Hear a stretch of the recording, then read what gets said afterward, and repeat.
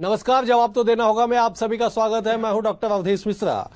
छत्तीसगढ़ के राजनांदगांव जिले के डोंगरगढ़ के पास से 25 तारीख को एक ऐसी खबर निकल के आई जो न केवल सियासत में हलचल मचा दी, बल्कि कई उसके धर्म और आस्था को लेकर भी सवाल उठने लगे।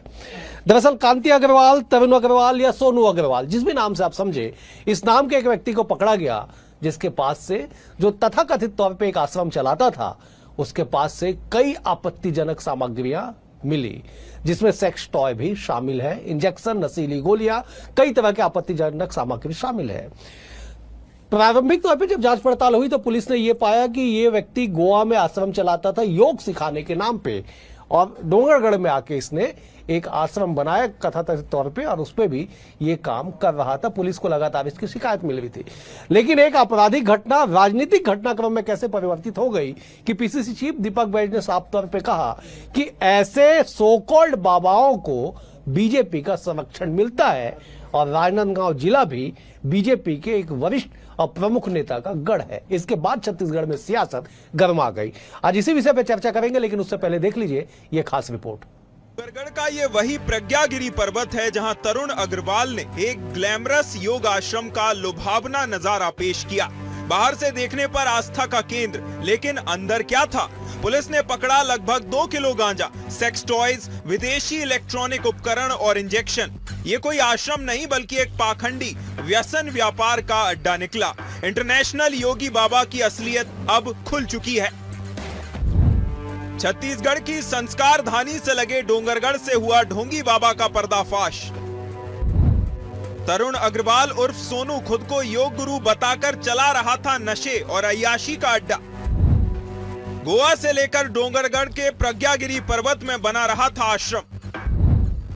दबिश में खुद दंग रह गई पुलिस। आश्रम से बरामद हुई कई आपत्तिजनक सामग्री। बड़ी मात्रा में मिला गांजा, नशीली दवाइयों का जखीरा, इंजेक्शन और सेक्स टॉयज। कांग्रेस ने लगाया बीजेपी पर बाबाओं को संरक्षण देने का आरोप।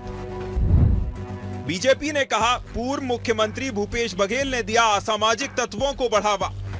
इस प्रज्ञागिरी पर्वत में संचालित योग आश्रम पर पुलिस को भी लंबे समय से संदेह था, लेकिन दबिश के बाद जो चीजें कथित आश्रम से मिली वो हैरान कर देने वाली थी, और यही कारण है कि मामला सामने आते ही सियासत हावी हो गई। प्रदेश कांग्रेस अध्यक्ष दीपक बैज ने बीजेपी पर हमला बोलते हुए कहा कि सभी ढोंगी बाबाओं को बीजेपी का संरक्षण है। इस ओर बीजेपी का पलटवार तंज के रूप में सामने आया है, जो पिछली सरकार पर निशाना साध रहा है। बहुत से बाबाओं तो भारतीय जनता पार्टी के संरक्षण में है। बाबा राम रहीम, बाबा आसाराम और बाबा वो टमाटर चटनी वाले। अरे तो छत्तीसगढ़ में भी एक बाबा निकले, तो छत्तीसगढ़ में डोंगरगांव, राजनांदगांव में तो ऐसे ही हमारे भारतीय जनता पार्टी के बड़े नेता हैं, तो कहीं ना कहीं संरक्षण तो प्राप्त है। बीजेपी का कोई भी नेता ऐसे जो अवैध कार्य हैं, असामाजिक गतिविधियां हैं, उनको कभी संरक्षण नहीं देते। और जहां तक संरक्षण देने की बात है तो भूपेश बघेल जी के समय में जिस तरीके से असंवैधानिक लोगों को और असामाजिक तौर पर आपराधिक गतिविधियों को जिस तरीके से बढ़ावा दिया जाता था, ये मुझे बताने की आवश्यकता नहीं है, ये सब लोगों तक जानकारी है। कुल मिलाकर इस पाखंडी बाबा का योग मंत्र था कि नशे में ही सच्चा ध्यान। डोंगरगढ़ का यह मामला आस्था में चोट पहुंचाने के साथ साथ अब न्यायालय में है। बाबा हिरासत में, आश्रम सील हो गया है, लेकिन सवाल अब भी बाकी है, आप किस बाबा की संत गोदी में आत्मा सौंपने जाएंगे? सोचिए, योग के नाम पर गंगा नहीं, गोवा की फैशन ग्लैमर चाहने वाला पाखंडी योगी बाबा लोकल गली में नशे की फैक्ट्री चला रहा था। Bureau report, BSTV Chhattisgarh. इस रिपोर्ट को देख के आप समझ गए होंगे कि आखिरकार ये पूरा मामला क्या है और कितना गंभीर है, और क्यों आश्रम में अधर्म का धंधा इस तरह से चलाया गया जिसका नाम आश्रम दिया गया। आज इसी बेहद ही गंभीर विषय पर चर्चा करते हैं। फिलहाल 3 वरिष्ठ मेहमान हमारे साथ मौजूद है। मेहमानों का परिचय आपसे करा देता हूं मैं। बीजेपी की ओर से के चौहान साहब है, वरिष्ठ नेता है, प्रवक्ता है। चौहान जी, आपका बहुत स्वागत है। कांग्रेस की ओर से रवि ग्वालानी जी है, वरिष्ठ नेता है, विद्वान प्रवक्ता है। रवि जी, आपका बहुत स्वागत है। बतौर राजनीतिक विश्लेषक सूबे की सियासत पे पैनी नजर रखने वाले प्रफुल्ल पारे जी भी हमारे साथ है। प्रफुल्ल जी, आपका भी बहुत बहुत स्वागत है। चौहान साहब, मैं पहला सवाल आपसे लेता हूं, जरा बताइएगा कि कांग्रेस को क्यों ऐसा नजर आ रहा है कि जितने भी ढोंगी, पाखंडी, इस तरह के कुकर्मी, कर्मकांडी जितने भी लोग हैं, उसको बीजेपी का संरक्षण मिला हुआ है? जवाब दीजिए जरा। कांग्रेस एक्चुअली नेगेटिव पॉलिटिक्स कर रही है और उसके अलावा उसको कुछ आता नहीं है। सिर्फ एक ही न आता है, वो है नकारात्मकता। और इनके पास 4 न नहीं है। एक कोई नीति नहीं है, कोई नीयत नहीं है, कोई नेतृत्व नहीं है और कोई नेता नहीं। तो ये 4 न नहीं है, 5वां न है। तो नकारात्मकता हर चीज में जो उनको नजर आती है। इन्होंने अभी इनके वरिष्ठ नेता को मैं सुन रहा था, दीपक बैज जी को, उन्होंने जो भी बाबाओं का नाम दिया, क्या वो संरक्षण इनको जेल में दिया जा रहा है भारतीय जनता पार्टी के द्वारा? और भारतीय जनता पार्टी के क्या कनेक्शन है ये बता दें। और दूसरी बात, अभी जो डोंगरगढ़ में तथाकथित मामला आया है, तो ये धार्मिक मामला नहीं है, ये आपराधिक मामला है। और आपराधिक मामला संविधान के हिसाब से किया जाए। संविधान के हिसाब से अगर कोई चूक है, अगर कोई ढिलाई है, तब कांग्रेस को अपनी बात कहने का बिल्कुल पुरजोर तरीके से अपनी बात उठानी चाहिए। अगर संविधान के हिसाब से, कानून के हिसाब से अगर कोई कार्रवाई नहीं हो रही है, तो क्योंकि ये आपराधिक मामला है। और दूसरी बात अवधेश जी, कि इनका जब जमीन का लेन देन हुआ, तो ये हमारे को ये भूलना नहीं चाहिए कि ये कब आए और कब जमीन का इनका लेन देन हुआ और पनपा कब। तो ये भूपेश सरकार की जो कार्यकाल चल रहा था, उसी समय जी। कि साहब, वो 2 साल पहले आता है और तब राज्य में कांग्रेस की सरकार होती है। आप इस लाइन पे जा रहे हैं, मैंने सीधे उसको कह दिया। रवि जी मौजूद है, विद्वान नेता है, विद्वान प्रवक्ता है। रवि जी, बहुत संक्षेप में बताइएगा। संक्षेप में इसलिए आज बड़ा पैनल, गंभीर विषय है कि क्यों कांग्रेस इन तमाम चीजों का जड़ बीजेपी में तलाश रही है। बहुत बेहतरीन प्रश्न है आपका मिश्रा जी, कि क्यों बीजेपी में तलाश रहे हैं। देखिए, भारतीय जनता पार्टी का अगर आप इतिहास देखेंगे, तो वो हर बार अपने आप को सनातन हितैषी बताती आई है। भारतीय जनता पार्टी यही एक मैसेज देती रही है कि सनातन के बारे में सिर्फ भारतीय जनता पार्टी ही सोच रही है और कोई भी नहीं सोच रहा है। और जब आज ऐसी बातें निकल करके आ रही है, ऐसे आश्रम निकल करके आ रहे हैं, तो दुख सबसे ज्यादा अगर किसी को हो रहा है, तो वो हम कांग्रेस पार्टी के लोगों को हो रहा है कि आखिर जब प्रदेश में भारतीय जनता पार्टी की सरकार है, तो इस तरह की चीजें निकल करके सामने क्यों आ रही है। क्या भारतीय जनता पार्टी के लोग ये नहीं समझ पा रहे हैं कि रावण भी एक समय में काल नेमी के रूप में आया था और हनुमान जी को रोकने का उसने प्रयास किया था? तो क्या भारतीय जनता पार्टी ये कहना चाहती है कि हर व्यक्ति जो गेरुआ वस्त्र पहन रहा है या हर व्यक्ति जो आश्रम की बात कर रहा है वो सही है? ये मैं नहीं समझता पूरी तरीके से सही है। भारतीय जनता पार्टी को अपना स्टैंड क्लियर करना चाहिए कि अगर सनातन की आड़ में, अगर गेरुए वस्त्र की आड़ में अगर कोई गलत काम कर रहा है, तो उसके ऊपर सख्त से सख्त कार्रवाई की जाएगी। ये नहीं होती, इसीलिए ये बातें निकल करके आती। ठीक है, लेकिन रवि जी, इस एंगल को भी समझना होगा कि ये बातें तभी आई जब पुलिस ने कार्रवाई की। मैं लौटूंगा आपके पास। हमारे साथ चौथी मेहमान के तौर पे साध्वी सौम्या जी भी जुड़ी हुई है। आप किन्नड़ अखाड़े से हैं, आपका बहुत स्वागत है हमारे खास कार्यक्रम में।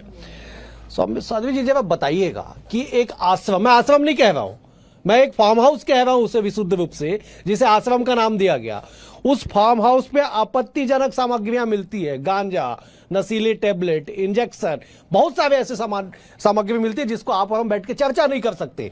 पुलिस जब्त करती है और जो व्यक्ति पकड़ाता है, आरोपी है, वो अपने आप को गुरु कहता है कि मैं 100 देशों की यात्रा कर चुका हूं, जो कुछ समय पहले तक डोंगरगढ़ में पीसीओ चलाता था। देखिए, मैं कहना चाहूंगी सबसे पहले तो नमो नारायण, जय श्री महाकाल, कि हर व्यक्ति की सोच एक जैसी हो, ये संभव नहीं है। और रही बात उस व्यक्ति की जो गेरवा वस्त्र पहना हुआ है, जैसे कि अभी रवि जी ने कहा कि हर गेरवा पहना हुआ व्यक्ति संत नहीं हो सकता, ना साधु नहीं हो सकता, तो मैं भी यही मानती हूँ कि हर गेरवा पहनने वाला संत साधु नहीं हो सकता, क्योंकि उसकी आत्मा मलिन है, और जिसकी आत्मा मलिन हो वो फिर संत कहाँ से है। उसके पास इस तरह की आपत्तिजनक सामग्रियां प्राप्त होना इस बात का संकेत है कि वो हमारे सनातन धर्म को हो सकता है कि ये दुष्परिणाम के कारण आया हो, कि हमारे सनातन धर्म को बदनाम करने आया हो, कोई भी हो सकता है। इसलिए मैं यही कहना चाहूंगी कि ऐसे व्यक्तियों के ऊपर कड़ी से कड़ी कार्रवाई होनी चाहिए, जो कि चाहे वो जिसकी भी सरकार हो, चाहे वो कांग्रेस की हो, बीजेपी की हो या बहुजन पार्टी की हो, किसी की भी सरकार पे अगर ऐसा कृत्य होता है तो उसे सजा मिलनी चाहिए। ठीक है सौम्य जी, मैं आपने कहा कि ये संकेत है, मैं इसको संकेत नहीं प्रमाण मानता हूं कि जो गेरुए के आड़ में इस तरह का धंधा अवैध धंधा चला रहा है, अधर्म का खेल खेल रहा है, वो संकेत नहीं, वो परिणाम और प्रमाण है। लेकिन मेरा एक सवाल है आपसे, आप संत समाज की भी एक नैतिक जिम्मेदारी है कि ऐसे पाखंडियों को बेनकाब करना, क्या स्टैंड होगा आप लोगों का? अवश्य ही जिम्मेदारियां हैं। जब अगर हमारे तक बात आई है तो अवश्य ही हम सब संत गण हैं मिल करके, हमारे छत्तीसगढ़ के प्रदेश के जितने भी संत गण मिल करके उनके लिए एक उचित जो हमारे संत समाज में होता है वो मार्गदर्शन करते हुए हम उन्हें सजा भी देंगे। और दंड का प्रावधान तो सभी है, चाहे वो कानून में हो चाहे संतगण में हो, हमारे लिए जो दंड का प्रावधान निश्चित है वो उसे दंड देने की भी प्रयास हम करेंगे। मैं लौटूंगा, मैं जब प्रफुल्ल जी का रुख करता। प्रफुल्ल जी, वो व्यक्ति तरुण अग्रवाल, कांति अग्रवाल, सोनू अग्रवाल, जिस भी नाम से जान लीजिए, वो कांग्रेस की सरकार में 6 करोड़ का जमीन खरीदता आश्रम बनाने के लिए। कह रहे थे अभी चौहान साहब कि वो सरकार किसकी थी। बीजेपी की सरकार आती है, आश्रम बन जाता है, वहां पे इस तरह के कुकर्म किए जाते हैं, अधर्म किया जाता है धर्म की आड़ में। कैसे स्वीकार होगा ये बताइए जरा। अवधेश जी, ये जो मामला है ना, ये पूरी तरह से कानून व्यवस्था का मामला है। इसको आपको उसी नजर से देखना चाहिए कि एक आपराधिक कृत्य उस स्थान पर चल रहा था, पुलिस ने वहां पर रेड की या जो भी जैसे भी पुलिस को सूचना मिली, और उसके बाद ये मामला सामने आया। अब इसमें राजनीति की चूंकि ये धार्मिक व्यक्ति है, अब नहीं, बिल्कुल नहीं, मैं भी नहीं मानता। मैं वही कह रहा हूँ कि योग गुरु, साध्वी जी कह रही थी कि जिसके मन में मलिन हो कहां से धार्मिक हो सकता है। मैं उससे भी थोड़े हटकर बात कर रहा हूँ कि योग गुरु अगर कोई योग सिखाता है तो योग कोई सनातन धर्म का एक हिस्सा हो सकता है, लेकिन वो पूरी तरह से कि उस पर एकाधिकार तो नहीं। पूरी दुनिया योग कर रही है, बिल्कुल पूरी दुनिया योग कर रही है। बाबा रामदेव क्या है? योग गुरु है ना। वो कोई किसी परंपरा से, संत परंपरा से या किसी या कोई महामंडलेश्वर या शंकराचार्य, ऐसे तो वो किसी पद पर बैठे नहीं है, कोई धार्मिक गुरु नहीं है, लेकिन उनको भी टारगेट किया जाता है सिर्फ उनके भगवे वस्त्र के कारण।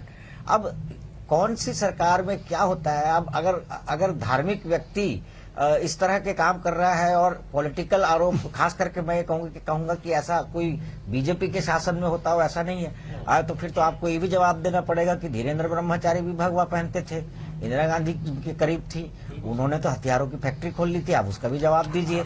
चंद्रा स्वामी तांत्रिक थे, नरसिम्हा राव के बहुत करीबी थे, वो भी धार्मिक व्यक्ति थे, मोटी मोटी मालाएं पहनते थे, त्रिपुंड लगाते थे।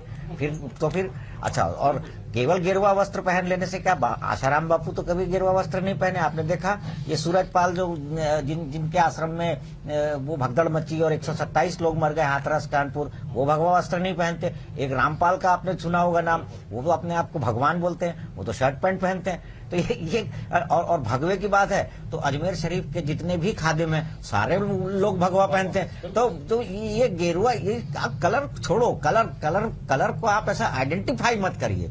मामला कानून व्यवस्था का है, उसने अपराध किया है, उसको सजा मिलनी चाहिए। ठीक है साहब। चौहान साहब, कलर ब्लाइंडनेस हम मान लेते हैं कि साहब आपको गेरुआ के पीछे पाखंड, पाखंड के ऊपर गेरुआ दिखाई पड़ता है, छोड़ दीजिए, हम इसको विशुद्ध रूप से एक मानसिक बीमारी मानते हैं। लेकिन सवाल यह है कि पुलिस ने पकड़ा, पुलिस ने रेड की, पुलिस को सूचना थी, क्या आप आश्वस्त करेंगे सत्ताधारी दल के, आप विद्वान व्यक्ति, विद्वान नेता, प्रवक्ता होने के नाते, कि कहीं भी कोताही नहीं बरती जाएगी? और दूसरा सवाल मेरा इसी में जोड़ लीजिए कि कह रहे हैं दीपक बैद जी, पीसीसी के चीफ है, कि राजनांदगांव क्षेत्र तो बीजेपी का गढ़ है, जरा इसका भी जवाब दीजिए।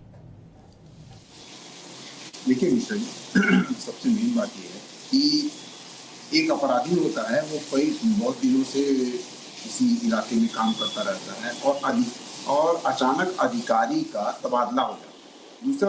दूसरा अधिकारी आता है, उसको धर दबोच लेता है, और जो लोग, जो विपक्षी है, जो नेगेटिव लोग हैं, वो बोलते हैं कि इस अधिकारी के ही कारण ये सभी चीजें हो रही थी।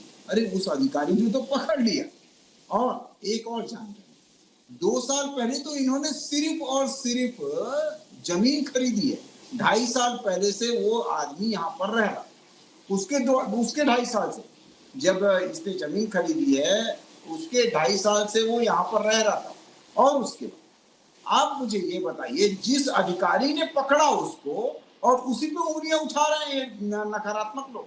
दूसरी बात, जीरो टॉलरेंस जो आपने प्रश्न किया, जीरो टॉलरेंस करते हुए, अरे हमने तो नक्सलियों को नहीं बख्शा मिश्रा जी, ऐसे ऐसे नक्सलियों को ढेर कर दिया जो 5 साल में कांग्रेस की सरकार नहीं कर पाई। 400 से अधिक हमने नक्सली मार दिए, 1350 सरेंडर हो गए, 1250 गिरफ्तार हो गए, 100 से ऊपर मुठभेड़ हो गई है। 17 महीनों में ये हुआ, और ये 5 साल में ये नहीं कर पाए। जो ये कौन से व्यक्ति राइफल लेके गए थे नक्सलियों से लड़ने?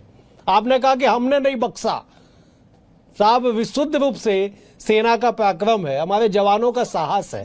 थोड़ा सा क्रेडिट दीजिए, निवेदन। एक मिनट मिश्रा जी, ये सेना पूरे 5 साल भी थी, क्यों नहीं मारा गया? क्यों एक डेडलाइन नहीं दी गई?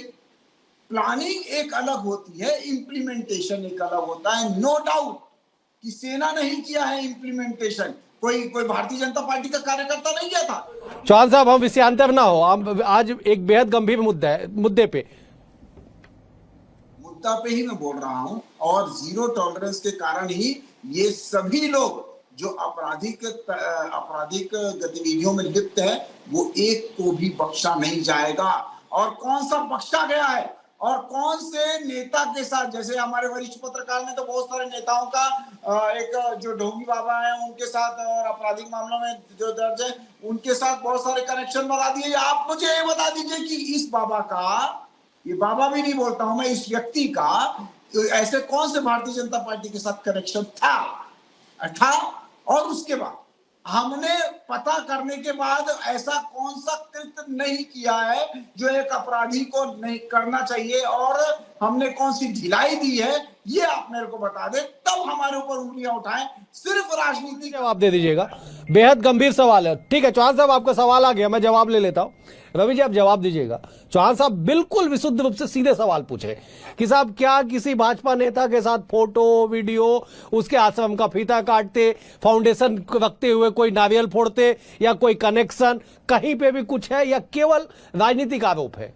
देखिए, ये बातें तो अभी जांच के बाद निकल करके आएंगी कि किसका किससे कनेक्शन था। वक्त दीजिए, सारी चीजें निकल करके आएंगी। लेकिन अगर ये बात निकाल रहे हैं, पिछले 1.5 साल से भारतीय जनता पार्टी की प्रदेश में सरकार है, वहां पर पुलिस प्रशासन है, वहां पर बाकी अधिकारी हैं, क्या आश्रम के आसपास कभी कोई नहीं गया? कभी किसी ने देखने की कोशिश नहीं की कि वहां क्या हो रहा है? क्या एक आश्रम की जहां बात निकल के आ रही है, वहां पे आलीशान जिम, आलीशान तरीके के वहां के सामान आ रहे हैं, और अगर ये वहां पे गांजा और ये चीजें निकल करके आ रही है, तो ये आज एक दिन में निकल करके नहीं आई है, ये चीजें लगातार हो रही थी। और अगर लगातार हो रही थी तो शय किसकी थी? क्या अधिकारी आंख मूंद करके सो रहे थे, या वहां से निकलना उनको लगता था कि आश्रम है तो वर्तमान सरकार का शय है, इसलिए उस जगह को छोड़ करके निकल रहे थे? ये तो जांच के बाद समझ में आएगा। के.एस. चौहान जी के सारी बातें एक एक करके स्पष्ट हो जाएगी, अगर निष्पक्ष तरीके से, सही तरीके से जांच हो तो। ठीक है साध्वी जी, छोटे मोटे अपराधियों का जुलूस निकाला जाता है, शहर के प्रमुख चौक चौराहों में घुमाया जाता है, समाज को बताया जाता है कि ये आरोपी है, इसने कृत्य किया है। जहां पे कुकर्म किया जा रहा है, जहां पे अधर्म किया जा रहा है, क्या वहां ऐसे जुलूस नहीं निकालने चाहिए? क्या समाज को नहीं बताना चाहिए कि वही व्यक्ति है जो आश्रम, योग और धर्म के नाम पे अधर्म कर रहे हैं? अवश्य ही निकाला जाना चाहिए। जुलूस क्या, बल्कि मैं तो ये कहूंगी कि उसे केवल प्रदेश में नहीं, पूरे राष्ट्र के लेवल पे उसका जुलूस निकालना जाना चाहिए, ताकि पूरा भारत वर्ष है वो ऐसी सीख ले ले कि अगर कोई भी अनैतिक कृत्य करेगा तो उसके साथ ऐसा ही परिणाम होना चाहिए। आपने कुछ दिन पहले देखा ही होगा कि शंकर नगर में भी गौ माता के साथ जिसने दुष्कर्म किया था उसका हमने जुलूस निकलवाया था। वैसे ही आज भी इस व्यक्ति का जुलूस निकालना चाहिए और दिखाना चाहिए कि ऐसे कृत्य करने वाले को सजा मिलती है और सामूहिक रूप से सजा दी जाती है। लेकिन एक और सवाल है मेरा, अभी प्रफुल्ल जी कह रहे थे, बहुत गंभीर बात कह रहे थे कि ऐसा नहीं है कि केवल भगवा पहन के अधर्म किया जा रहा है, सफेद कपड़ों में भी काला खेल खेला जा रहा है। संत समाज को जानकारियां होती है, वो भी कहीं ना कहीं जुड़े रहते हैं, तो क्यों पहले ही दिन इस पे कोई एक्शन नहीं लिया जाता है, क्यों इसको सह दिया जाता है? अब इस बात को आप समझिए कि कोई व्यक्ति योग गुरु बन के, तथाकथित योग गुरु बन के यहां पे अगर आश्रम के नाम पे इस तरह से अवैध खेल खेल रहा है तो क्या किसी के संज्ञान में नहीं होगा? ये अवश्य होगा, क्योंकि देखिए मैं तो यही कहना चाहूंगी कि जैसे कि संविधान ने सभी को स्वतंत्रता का अधिकार दिया है, सभी के पास में अपनी स्वतंत्र रूप से जीने का अधिकार है, व्यापार करने का अधिकार है। अगर संविधान ही सबको अधिकार देता है तो इसमें ये बात कहां से गंभीर रूप से लेके आएंगे हम कि एक संत को पता हो वो व्यक्ति अपने पीठ पीछे क्या कर रहा है। हम तो उसे संत के रूप में देख रहे हैं तो संत ही समझते हैं, लेकिन जब तक हम उसकी जड़ों तक नहीं पहुंचेंगे तब तक हमें ज्ञात ही नहीं हो पाता। पर अब ज्ञात हो गया है तो ज्ञात होने के बाद अगर हम उसे नजरअंदाज करेंगे तो वो हमारे लिए गलत होगा। हमें जैसे ही ज्ञात हुआ है हम उसके ऊपर कार्यवाही करेंगे। एक सवाल और ले लेता हूं जी, इस वर्ग को, युवा वर्ग को क्या संदेश आप देना चाहेंगी कि ऐसे पाखंडियों के बहकावे में ना आए, योग के नाम पे, धर्म के नाम पे अधर्म ना हो? बिल्कुल सत्य वचन है ये कि किसी भी को एक रूप देख करके, यदि किसी ने चोला पहना है, संत का चोला पहना हो, मालाएं डाली हो या फिर चाहे वो जो जैसा भी हो, उसको केवल देखकर ही जज ना करें और उसके नतमस्तक न हो। मैं तो ये कहूंगी कि जिसका मन मलिन है उसके चरणों पे भी पैर छूना नहीं चाहिए, उसके चरणों पे भी नहीं गिरना चाहिए, क्योंकि जब तक कि आप विशुद्ध रूप से, अगर आप सच्चे मन से साधक नहीं है, आप सच्चे मन से ईश्वर के करीब नहीं है, जो व्यक्ति ईश्वर से आपको जोड़े वही ही सच्चा साधक कहलाता है। बाकी ठीक है, मैं लौटूंगा आपके पास, समय रहा। तो प्रफुल्ल जी, दो बातें। पहली बात, दीपक बैद जी कहते हैं कि साहब भाजपा का संरक्षण है, इसे नहीं ऐसे तमाम लोगों को। तो वहीं केदार कश्यप जी कहते हैं कि साहब कांग्रेस तो केवल धर्म के नाम पे, हिंदुत्व के नाम पे, सनातन के नाम पे इस तरह से बदनामी का खेल खेलती है। क्या राजनीति को इससे अलग नहीं रखना चाहिए? बिल्कुल रखना चाहिए। आपराधिक कृत्य होते हैं। राजनीति में, राजनीति को तो सेवा कहते हैं, तो साधु समाज जो संत समाज है वो भी तो सेवा करता है। तो राजनीति में सेवा के नाम पे आने वाले लोग जेल नहीं जाते क्या? रोटियां तो छोड़ो, चारा भी खा गए, तो वो सेवा करने आए थे ना, क्या कर बैठे? बात वो नहीं है। बात ये है कि एक आपराधिक, आप उसको एक कानून व्यवस्था के नजरिए से देखिए। मैं बार बार यही कह रहा हूं कि उसको इस तरह से बिल्कुल उसका सतही आकलन करके हम निष्कर्ष पर पहुंच जाएं। अरे कपड़ा पहन करके योग, वो एक इंस्ट्रक्टर है। आपने जिम में इंस्ट्रक्टर को देखा है ना, वो किस तरह से मतलब आपके पैरों को पकड़ता है, आगे पीछे ले जाता है ना, उसको क्या स्ट्रेचिंग करता है ना, वो उसके फोटो उस तरह के। तो अगर वो भगवा कपड़ा पहन करके ये प्रशिक्षण के आड़ में भी कुछ गलत काम कर रहा है तो वो गलत है। अब उसमें भगवा रंग पहना हुआ है तो उसमें भाजपा का संरक्षण, ये सारी बातें, कांग्रेस का संरक्षण, ये सब अगर संरक्षण वैसी बात है तो आसाराम बापू इतने सालों से जेल में है, क्या भाजपा का संरक्षण है? कांग्रेस का संरक्षण है। कांग्रेस के समय तो उनको सजा हुई थी, जेल गए थे, तो भाजपा की सरकार 11 साल से क्या छुड़वा लिया क्या उसको?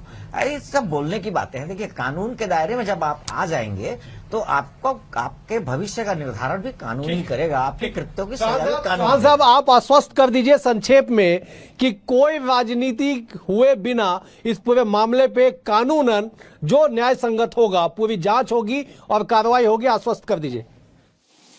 मिश्रा जी, इसमें आश्वस्त करने की कोई बात ही नहीं है। हमारे वरिष्ठ पत्रकार ने बोला भी है, और ये पूरा मामला राजनीतिक मामला है भी नहीं, ये कानूनी मामला है और संविधान के हिसाब से, कानून के हिसाब से उसको कड़ी से कड़ी कार्रवाई मिलेगी और कड़ी से कड़ी जो आगे कार्रवाई होगी और कोई ढिलाई नहीं दी जाएगी। जीरो टॉलरेंस पे जो भारतीय जनता पार्टी ने बेड़ा उठाया हुआ है उसको बेड़ा उठाएगी और और ऐसे ही नहीं है। ठीक है चौहान साहब, ठीक है, समय का अभाव है। रवि जी, बहुत संक्षेप में आप बताइएगा, जो व्यक्ति समाज के लिए कलंक हो उसके पीछे राजनीति क्यों होनी चाहिए? देखिए, आज एक बात निकल करके आ रही है कि अगर किसी ने अपराध किया है तो बोल रहे हैं कानून के हिसाब से उसको सजा दी जानी चाहिए, लेकिन जब वोट लेने की बात आती है तो भारतीय जनता ध्रुवीकरण की बात ठीक कर है, देती है। चलिए मुझे समाप्त तो ये करना होगा। दोनों बातें अलग ठीक है अलग क्यों? रवि जी, समय का अभाव है। आप चारों मेहमानों का बेहद शुक्रिया। रवि जी आपका शुक्रिया, प्रफुल्ल जी आपका शुक्रिया, चौहान साहब आपका भी शुक्रिया, साध्वी सौम्या जी आपका भी बहुत बहुत शुक्रिया। कुल मिला के इस बात को समझिए कि धर्म के आड़ में